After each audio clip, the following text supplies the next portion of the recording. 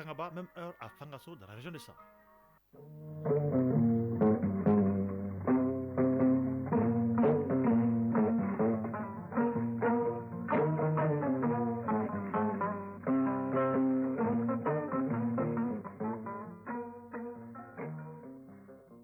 Le journal Isaac Tienou.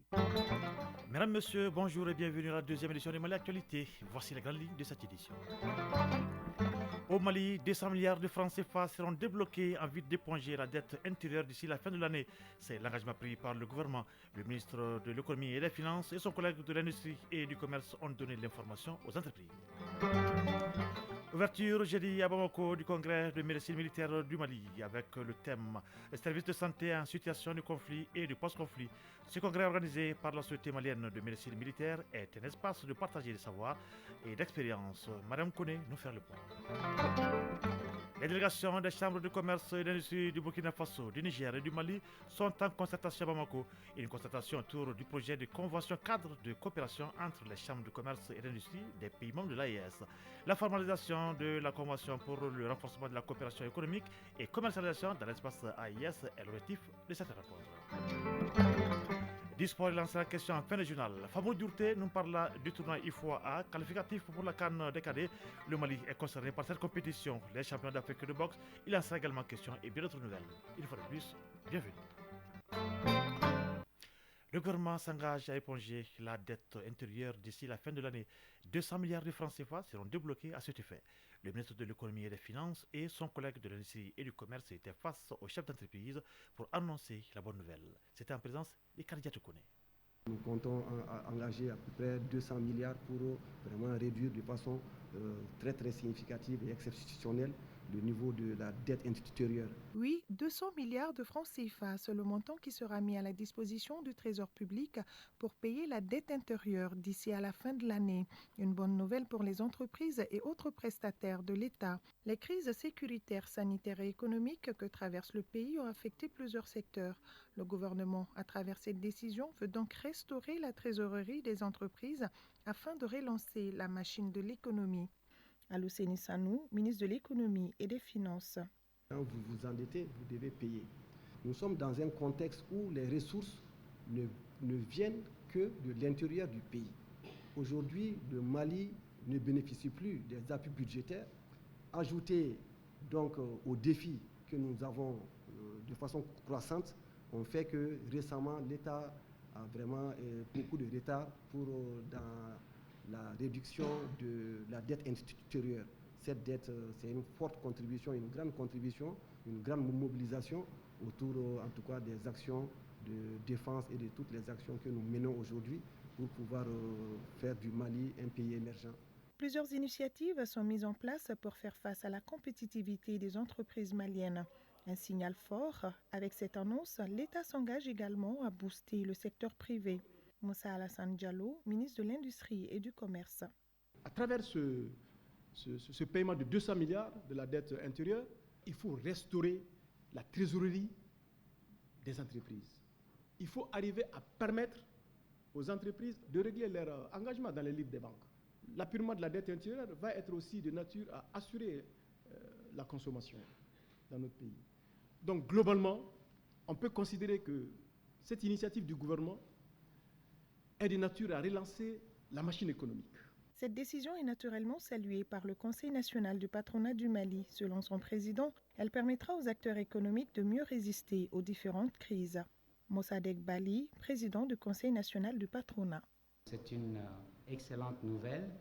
Un grand merci à vous d'avoir trouvé ces 200 milliards de francs CFA dans votre espace budgétaire pour soulager le monde de l'entrepreneuriat, soulager le système bancaire.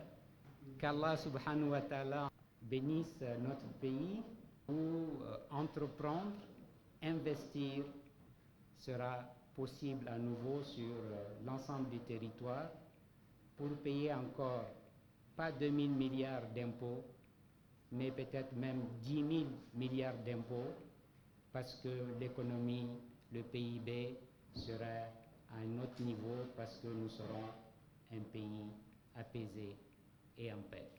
Alousséni Sanou, ministre de l'Économie et des Finances. Nous vous donnons l'engagement de continuer vraiment à assurer le paiement correct de la dette intérieure de la meilleure façon afin de pouvoir continuer, vous et nous, à être de meilleurs partenaires. L'appurement progressif de la dette intérieure commence dès la semaine prochaine. Une véritable bouffée d'oxygène pour les entreprises et autres prestataires en situation de souffrance de factures impayées.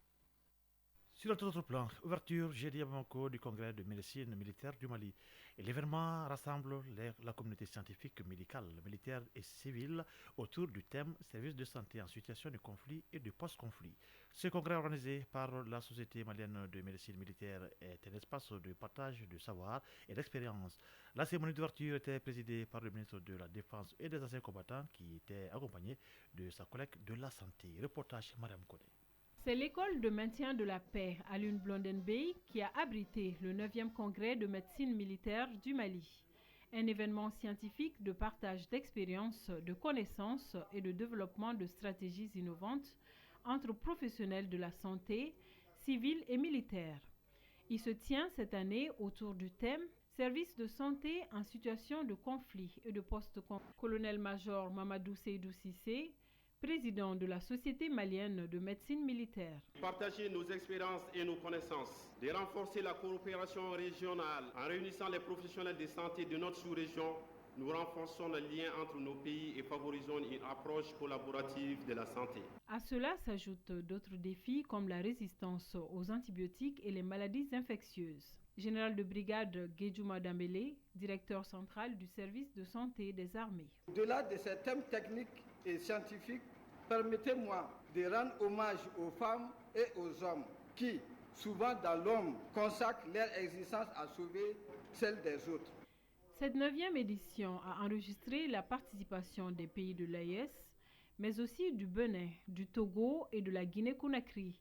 Il a été proposé la mise en place d'un réseau sahélien de médecine militaire. Général de corps d'armée, Sadio Camara, ministre de la Défense et des anciens combattants. Je vous exhorte à aller au-delà, vers une grande mutualisation en lien avec le principe de défense mutuelle entre nos 3 pays de la Confédération de l'AES. Le général Sadio Camara a insisté également sur l'importance du service de santé des armées. Le Mali, qui était donné anéanti en quelques semaines ou mois, a relevé plein de défis et reste vaillamment dressé, adossé à un peuple de guerriers fiers et patriotes, dont l'un des soutiens reste et demeure le service de santé des armées. Nous veillons personnellement sur ces services et la construction en cours d'un hôpital d'instruction des armées en est une parfaite illustration. À noter que le ministre de la Défense et sa collègue de la Santé ont visité des stands présentant certaines innovations dans le domaine de la médecine.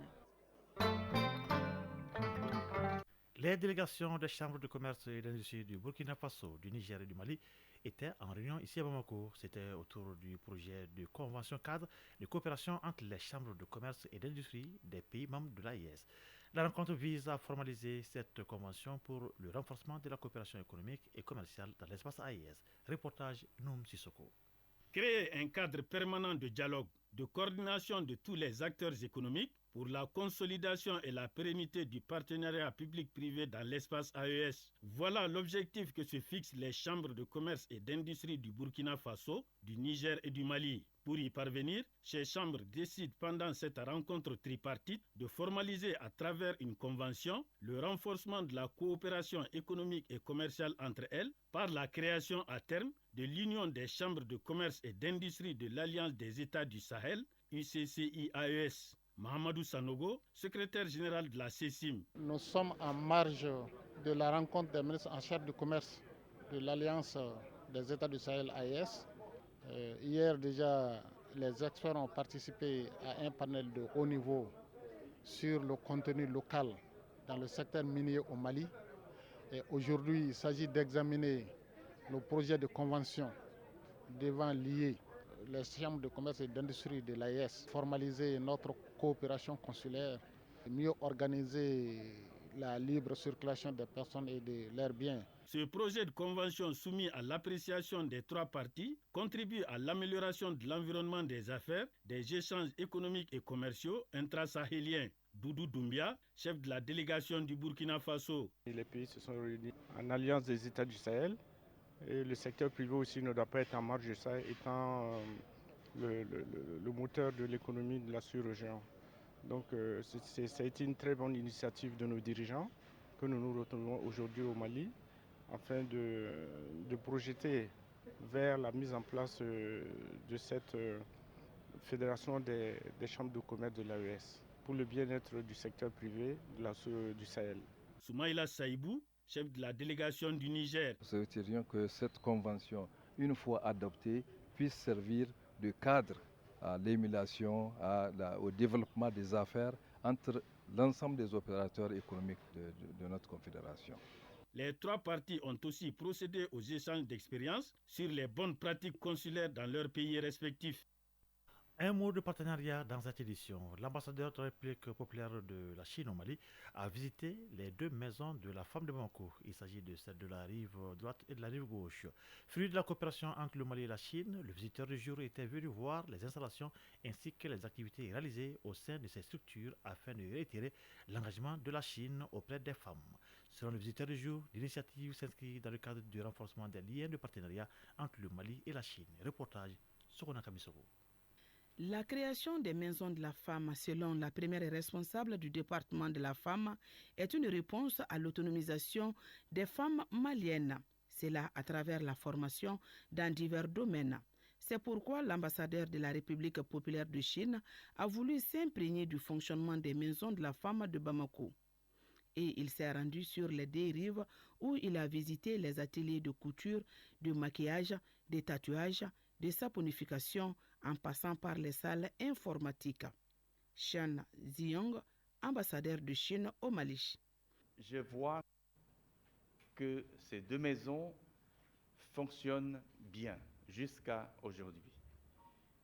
Elles ont accueilli beaucoup d'apprenants, surtout les femmes et les jeunes filles plus vulnérables. Aujourd'hui, nous avons visité ces 2 maisons et ça m'a beaucoup encouragé pour l'avenir de notre coopération. Nos maliennes seront encore renforcées dans l'avenir. Selon la ministre de tutelle, malgré les performances obtenues en matière de formation et de création d'emplois, les maisons de la femme de Bamako font face à des défis majeurs. Koulibaly Mariam Maïga, ministre de la promotion de la femme, de l'enfant et de la famille. Des maisons qui ont été construites dans le cadre de la coopération sino-malienne depuis plus d'une dizaine d'années. Et donc aujourd'hui, si son Excellence veut rendre visite à ces maisons, ça témoigne tout simplement de toute la considération, de l'importance que la Chine accorde à la promotion du genre, à l'autonomisation de la femme. La maison dans laquelle nous nous trouvons actuellement est une maison qui a été sérieusement affectée par les inondations il y a de cela juste 1 mois. Au-delà de ça, il y a par moments des problèmes d'équipement. C'est pour dire que ces difficultés nous permettent de comprendre que les maisons sont dans des besoins. Et au-delà même des inondations, on a appris qu'il y a d'autres filières qui sont en train de s'ouvrir, telles que le tissage du coton traditionnel. Mais au-delà de ça, il y a la filière sac aussi, que la maison de la femme rive droite est en train d'ouvrir aujourd'hui, parce qu'on comprend que les besoins se font sentir pour combattre beaucoup de difficultés aussi, telles que les questions des sachets plastiques et autres. Et donc c'est pour dire que ces maisons-là regorgent beaucoup de potentialités. Ces maisons-là sont utiles à la communauté, mais ces maisons-là ont besoin d'accompagnement. L'État est en train de fournir les efforts nécessaires afin qu'effectivement elles puissent jouer pleinement leur rôle. Et ce travail, nous le faisons avec l'accompagnement des partenaires techniques et financiers, dont l'un des plus traditionnels et des plus fidèles est véritablement la Chine. À titre de rappel, les maisons de la femme ont été créées en 2010 à Bamako et dans plusieurs régions du Mali. Radio Mali à 100 et environ 95.5 MHz en FM. Un peu plus de 29 millions de francs CFA, c'est le coût de réalisation de 3 infrastructures réalisées dans le village de Tamaro, dans le cercle de sang. Il s'agit là d'une œuvre de Caritas Mali, diocèse de sang, qui a consisté à la réalisation d'un périmètre maraîcher de 2 hectares, doté d'une adduction d'eau de 6 bassins, d'un magasin de stockage et des hangars publics. La cérémonie de remise a suscité un grand engouement dans le village, et surtout que le groupement de 102 femmes pourra en fait travailler toute l'année. De ça, la correspondance d'Idrissa Koné. C'est la fête à Tamaro, commune rurale d'Eda. Hommes, femmes et jeunes sont sortis massivement pour magnifier leur joie. Il s'agit de la coupure du ruban qui officialise la remise des infrastructures réalisées par Caritas Mali, diocèse de sang, au profit du village et plus particulièrement les femmes. Un périmètre maraîcher de 2 hectares avec adduction d'eau et 6 bassins, un magasin de stockage des produits et un hangar public. Coût global du projet, un peu plus de 29 millions de francs CFA. Koulibaly Fatmata Sogoba, porte-parole des femmes de Tamaro. Caritas nous a apporté le vrai développement. Nous sommes un groupement de femmes de 102 membres. Avant, on prenait de l'eau au puits. Maintenant, nous avons le château. La clôture en palissade a été remplacée par le grillage. On a aussi un magasin de stockage pour conserver nos produits. Nous disons merci à la Caritas. Abbé Emmanuel Nestor Koné, coordinateur Caritas Mali, diocèse de sang. C'est une contribution pour pouvoir aider nos communautés à aller de l'avant. Bon, nous avons un devoir, une obligation en tant que citoyens maliens de pouvoir soutenir les efforts du gouvernement qui vont à l'endroit de tout ce qui va contribuer au bien-être des populations dans notre pays. Les autorités communales et administratives de la localité ont apprécié cette action de Caritas Mali qui cadre avec la vision des plus hautes autorités. Yacouba Traoré, maire de la commune rurale d'Eda. Caritas vient de nous enlever une grosse épine dans nos pieds. Donc si on va les sites maraîchers même, ça va beaucoup rapporter aux femmes. C'est un moyen de ressources. Amadou Keita, sous-préfet central de Suruntouna. Les hautes autorités de ces pays-là même cherchent à faciliter le travail des femmes et des jeunes. Donc si on vient de trouver une ONG qui vient nous aider pour parfaire à ça, on dit merci à Caritas.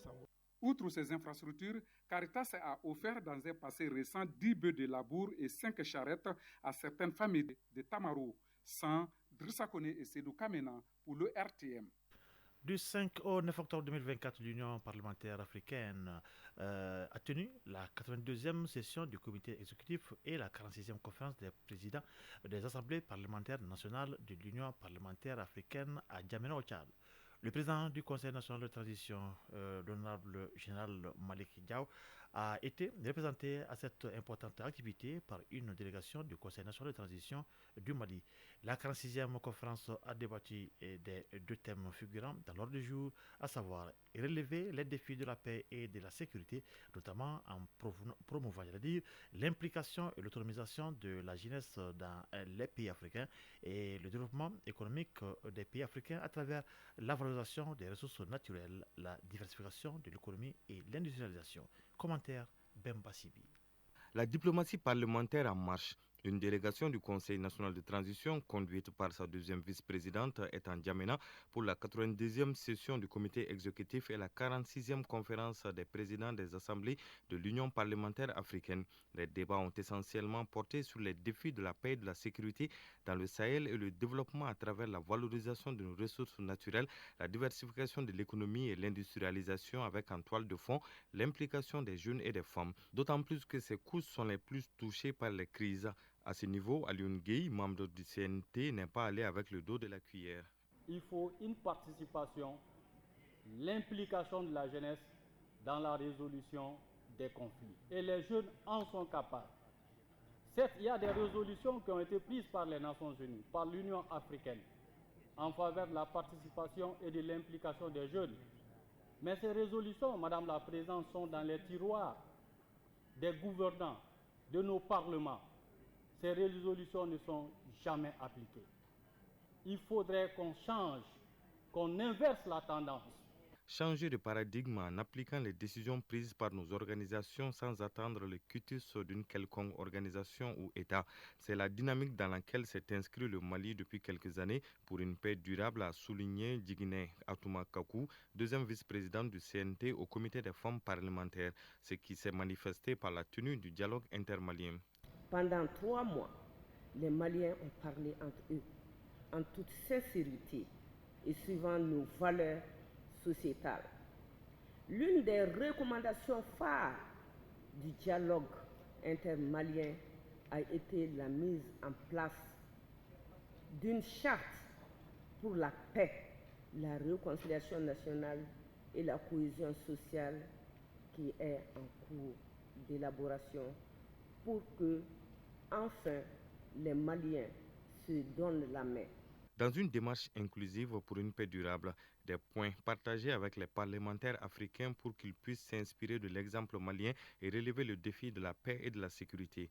La délégation du Mali a remercié l'Union parlementaire africaine pour sa solidarité exprimée dans une déclaration officielle suite à l'attaque terroriste du 17 septembre dernier et a fait des contributions prises en compte dans les résolutions de la Commission politique et de la Commission économique et du développement durable ainsi que de la résolution du Comité des femmes parlementaires sur le thème général.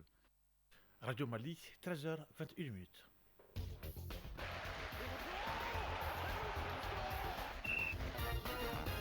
Sport. En boxe, les championnats d'Afrique 2024 se tiennent à Kinshasa avec la participation d'une trentaine de pays. À taekwondo, les athlètes maliens sont de retour au Bercail après avoir participé brillamment aux 2 compétitions à Malabo en Guinée équatoriale. En football, Baïba est le nouveau sélectionneur de l'équipe Chan du Mali. Et par contre, le tournoi de moins de 17 ans sera lancé donc ce dimanche 20 octobre. Le résumé de l'actualité sportive, c'est avec Famour Durté. Le technicien malien dirigera une sélection malienne pour la 3e fois de sa carrière après les moins de 17 ans et les moins de 20 ans. Baïba a été le premier à offrir au Mali son premier trophée d'une Coupe d'Afrique des Nations ainsi que sa première médaille d'argent d'une Coupe du Monde. C'était en 2015 avec la génération des Sékou Koïta, Mamadou Fofana ou encore Amadou Aïdara Doudou. Après les catégories d'âge, Baïba, qui hérita pour la première fois de l'équipe A', aura comme mission de qualifier le Mali au prochain championnat d'Afrique des Nations Chan, dont le dernier tour éliminatoire verra les aigles locaux défier leur homologue de la Mauritanie. Toujours en football, le tournoi IFOA des moins de 17 ans masculin débute demain dimanche au Sénégal. Le Mali est dans le groupe B et fera son entrée en lice lundi contre la Sierra Leone. Les cadets maliens affronteront ensuite la Guinée-Bissau et la Mauritanie. 3e lors de la dernière Coupe du Monde de la catégorie, le Mali est sans aucun doute le favori du groupe B. Dans le groupe A, on retrouve le Sénégal, la Gambie, le Libéria et la Guinée. Le match d'ouverture opposera ce dimanche à 15h le Sénégal, pays hôte, au Libéria. Le tournoi de l'Union des fédérations ouest-africaines UFOA de la zone A est un tournoi qualificatif pour la prochaine Coupe d'Afrique des Nations de moins de 17 ans. Toujours en football, sur le continent, dans le tournoi UFOA B des moins de 20 ans, qualificatif à la prochaine CAN U20, le Nigeria s'est incliné 1-0 devant le Burkina Faso ce vendredi dans le groupe B. Le Burkina Faso prend une belle option sur la qualification pour la demi-finale. Il affronte lundi la Côte d'Ivoire dans un groupe B à 3 pays. En ouverture, jeudi, dans le groupe A, il n'y a pas eu de vainqueur. Le Togo, pays organisateur, a été tenu en échec 2-2 par le Niger. Le Ghana et le Bénin se sont également quittés sur le score de 2 buts partout. La CAF a effectué le tirage au sort de la phase de groupe de la Ligue des champions féminines 2024. Les championnes en titre, Mamelodi Sundowns, s'affronteront et le Queens du Nigeria dans le groupe B. Les égyptiennes de Tatoun Kamoun et les éthiopiennes de Central Bank of Ethiopia complètent ce groupe. L'AS-FAR du Maroc sera opposé au tout-puissant Mazembe dans le groupe A. Les 2 autres adversaires sont les Aigles de la Médina du Sénégal et les Sud-Africaines de l'Université of Western Cape. Le tournoi se déroulera du 9 au 23 novembre 2024 au Maroc. Retour au plan national, en taekwondo, les athlètes qui ont pris part à la Coupe du Président et de l'Open de Malabo en Guinée équatoriale sont de retour au pays. Ils ont récolté 8 médailles, 2 en or, 2 en argent et 4 en bronze. Le président de la Fédération malienne de taekwondo, qui était également chef de la délégation malienne, est satisfait du parcours de l'équipe. Maître Alioune Badara Diallo est au micro de Bouraïma Diallo. La Fédération malienne de taekwondo est sur la bonne voie. Comme on l'a toujours dit, on sait préparer des champions. Il suffit d'avoir un certain nombre de moyens qui nous permettent de positionner correctement correctement nos athlètes pour qu'ils puissent évoluer du championnat du monde jusqu'aux Jeux Olympiques. Ça fait déjà presque 2 ans, donc une équipe complète est en train de se mettre en place, très compétente, et on espère que dans les jours à venir, on pourra faire le bonheur des Maliens. Les athlètes maliens qui ont pris part à la Coupe du Président et de l'Open de Malabo sont Ismaël Koulibaly, Mohamed Fofana, Youssouf Sempara et Aïssata Mohamed Sibi. En boxe, 37 pays au total prendront part au 21e rendez-vous continental du Noble Art. Initialement prévu pour lundi 14 octobre dernier, le championnat d'Afrique de boxe a été reporté pour ce samedi 19 octobre à cause de l'arrivée tardive de 6 pays après leur dérogation adressée à la Confédération africaine de boxe, a précisé le président de la Fédération congolaise de boxe, Ferdinand Ilunga Luyoyo. La 21e édition du championnat d'Afrique de boxe se déroule au gymnase jumelé du Stade des Martyrs de Kinshasa, capitale de la République démocratique du Congo. Ce sera donc du 19 au 27 octobre 2024. Le Mali participe également au championnat d'Afrique de boxe. Sur cette note sportive, ça c'est ce journal pendant qu'il est 13h passé de 25 minutes à Nonsombo dans le secteur de Kouloukani et à Badogo dans le secteur de Yanfolila. Un journal qui a été présenté par Isaac Tchenou avec la communauté technique de Alimata Ouattara mise en ligne à Madisso. Merci à Ousmane Daou pour la suite de cette édition. Le prochain rendez-vous avec l'actualité sur nos antennes, c'est pour 19h30. Vous serez en compagnie de Seydou Fomba. D'ici là, le programme se poursuit tout à l'heure, le journal interrégional avec Mohamed de Sangaré et qui sera suivi de la lecture des avis de communiqué avec Asta Tangara. Pour ma part, je souhaite de passer un excellent moment en compagnie de Radio Mali. Au revoir.